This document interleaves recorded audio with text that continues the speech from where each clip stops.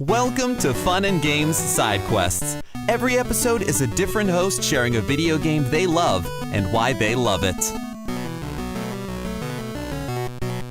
Hello there, my name is Alex Stallman. I'm a creative director, strategist, and I'm also the co-host of Low 5 Gaming. Matt was kind enough to invite me back to Side Quests, and I've been sitting on this one for a minute, trying to figure out what game I was going to bring. In the end, it really wasn't even close. The game is Tetris. Specifically, Tetris for the original Game Boy. And I fully acknowledge that in 2026, picking Tetris feels a little bit like standing up at a dinner party and announcing your favorite food is water. But I think that's kind of the point. Because at some point, Tetris stopped being just a game and became a verb. You're packing for a camping trip with your crew, staring at a car that's supposed to hold all this gear, and it's just not happening.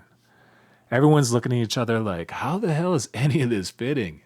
Then you step up and say, hold on, let me Tetris this shit. And suddenly you're rotating coolers, shifting bags, finding angles nobody saw. You make it work. That's a video game that became part of how we actually solve problems. My relationship with Tetris goes back to my first Game Boy, a DMG, the original brick. I didn't get it at launch, definitely didn't pay full price. It was a hand-me-down situation. I'm not even exactly sure from who. It just showed up in my life, along with a handful of cartridges. Tetris being one of them. No fanfare, no context, just a gray cart, a green screen, and those falling blocks. But I was hooked immediately. And then the music kicks in. 3 tracks. That's it. Type A, Type B, Type C. Type A, Korenbeniki, the Russian folk melody. It's one of the most recognized pieces of music on the planet. Not in gaming, on the planet. You've heard it. Everybody's heard it. You might have just heard it in your head just now. The Tetris cartridge doesn't even have a save battery. Your high scores, gone every session. That sounds like a flaw, but in practice it never really mattered because the game didn't need to remember anything. You always wanted to play it again anyways. Tetris has no interest in explaining itself to you. No tutorial, no hand-holding. The tetrominos start dropping, and the game just trusts you to figure it out. Stack the pieces, clear the lines, get 4 at once for Tetris. The entire rule set fits in that sentence.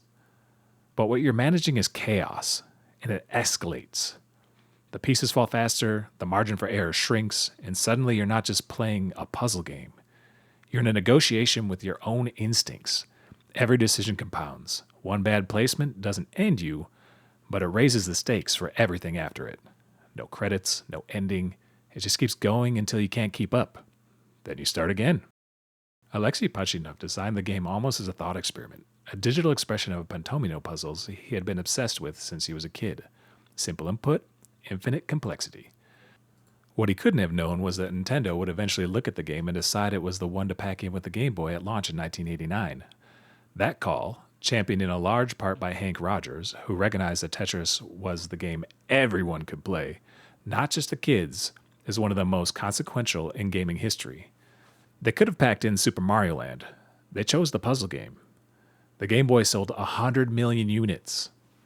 Before I had my own Game Boy, I was getting my fix at my godmother's house. She had 2 games, Tetris and Link's Awakening, both absolute bangers. But Tetris was always first. There was something meditative about it, even before I had language for what that meant. On Low 5 Gaming, the show I do with my brother Luke, we've done a couple GOAT episodes, greatest games of all time, ranked, argued over, defended. We actually took Tetris off the list, not because it doesn't belong there, but because it ends the argument. You put it up there and everybody nods, nothing to debate. That's kind of a weird kind of greatness, actually. The games worth discussing are the ones with edges, something to push against. Tetris has none of that.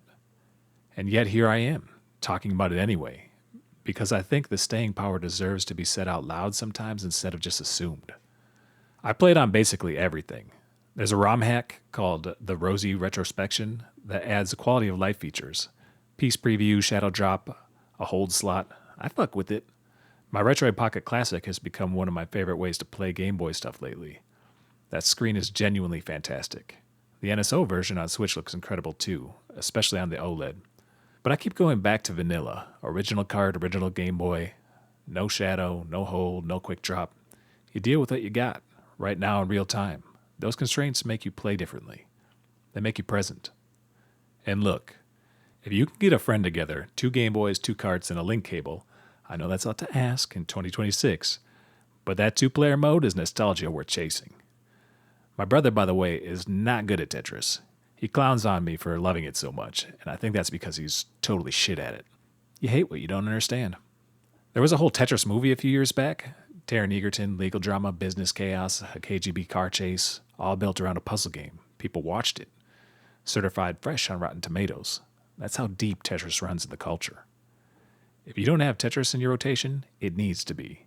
And SO on Switch is right there. If you got a device that runs ROMs, make it happen. Still own a Game Boy? You have absolutely zero excuses. 40 plus years in and it holds. Pick it up, put it down, pick it up again. It'll be waiting. Go play Tetris, y'all. And happy gaming. Hey, you there! This is Nomad speaking.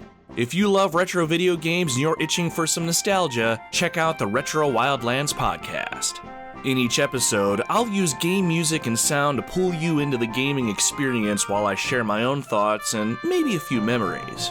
It's a great way to relive one of your favorite games or learn about a new one. Check out the Retro Wildlands podcast at superpodnetwork.com or wherever you listen to your podcast. CPOV. CertainPOV.com.